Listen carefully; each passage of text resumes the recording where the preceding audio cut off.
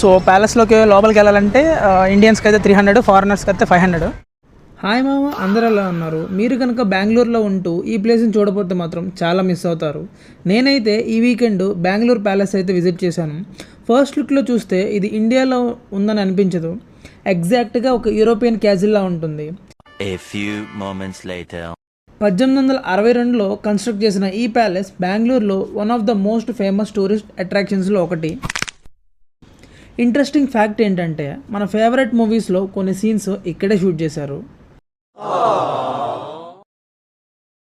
Super star Rajani గారు, జ్యోతిక గారు block buster movie చంద్రముఖిలో చాలా మెమరబుల్ సీన్స్ అన్నీ ఇక్కడే షూట్ చేశారు. ఆ మెట్ల సీన్ కానీ, బాల్కనీ సీన్స్ కానీ ప్రతిదీ ఇక్కడే కళ్ళారా చూశాను. అలాగే మన మెగాస్టార్ చిరంజీవి గారు, రాధా గారు ఎవర్ గ్రీన్ సాంగ్ అందం హిందూలం అగరం తాంబూలం, ఆ సాంగ్ షూటింగ్ కూడా ఇక్కడే జరిగింది. దాంట్లో మెగా జోడీ డ్యాన్స్ ఇరగదీశారు. Palace architecture, gardens, royal interiors చూస్తుంటే మనం ఒక కింగ్డమ్లో ఉన్నట్టు ఫీల్ వస్తుంది.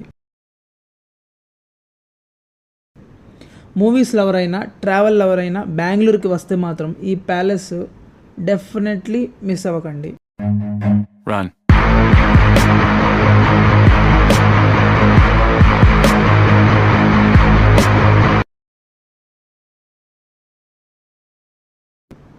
Follow Dano Stories for more travel experiences and mini vlogs.